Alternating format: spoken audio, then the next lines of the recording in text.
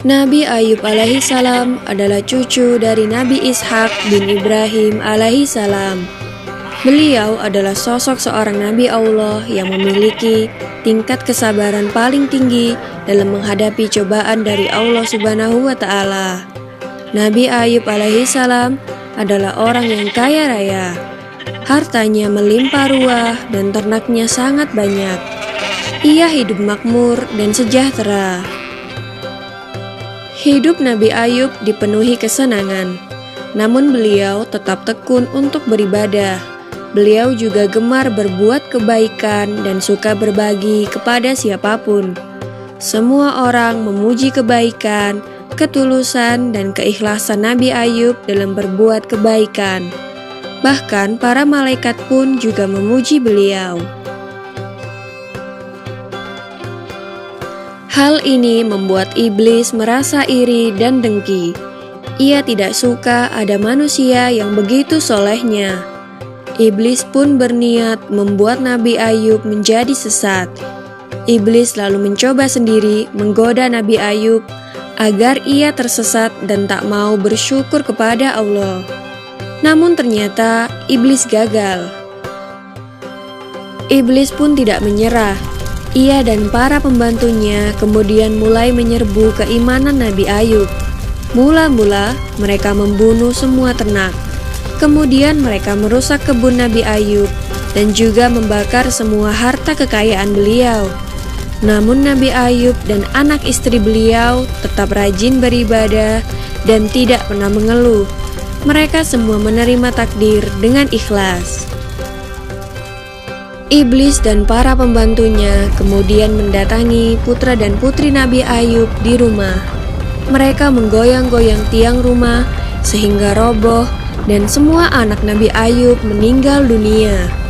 Iblis mengira usahanya berhasil menggoyahkan iman Nabi Ayub yang sangat menyayangi putra dan putrinya itu.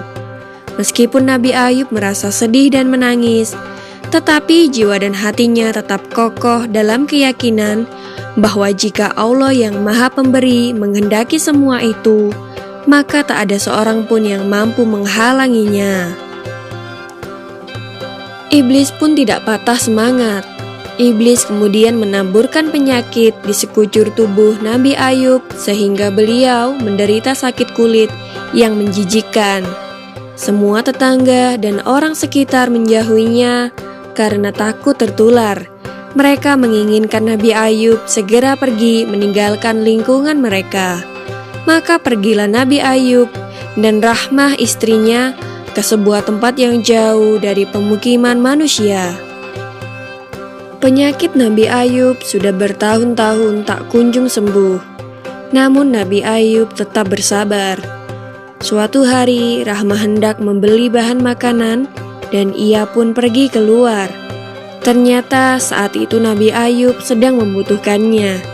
Berkali-kali Nabi Ayub memanggil istrinya, tapi tak ada sahutan dari istrinya itu. Nabi Ayub merasa kesal. Terbesit dalam benak beliau bahwa Rahmah sengaja pergi meninggalkan beliau. Nabi Ayub lantas bersumpah akan memukul Rahmah 100 kali jika ia kembali nanti. Nabi Ayub alaihissalam kemudian berdoa memohon kesembuhan kepada Allah. Allah Subhanahu wa Ta'ala memerintahkan Nabi Ayub agar menghentakkan kakinya ke tanah. Lalu dari tanah itu keluar air yang sejuk dan segar. Nabi Ayub lantas membersihkan sekujur tubuh beliau dengan air itu. Seketika itu pula penyakit Nabi Ayub sembuh, dan kulit tubuhnya kini kembali seperti sedia kala. Wajahnya pun kembali bersinar dan memancarkan wibawa yang luar biasa. Rahmah akhirnya pulang dan betapa terkejutnya ia ketika melihat suaminya sudah sembuh. Dan ia juga meminta maaf karena telah hampir kehilangan kesabaran dalam merawat Nabi Ayub yang sakit. Nabi Ayub pun memaafkannya dan bercerita bahwa ia telah terlanjur bersumpah untuk memukul Rahmah sebanyak 100 kali.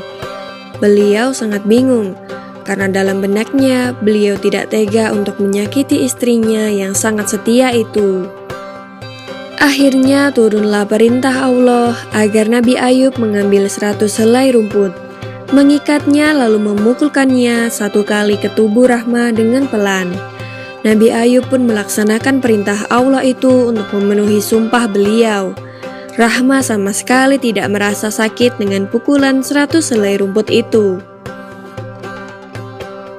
Nabi Ayub alaihissalam kini telah sembuh seperti sedia kala. Tak ada lagi orang yang menjauhinya.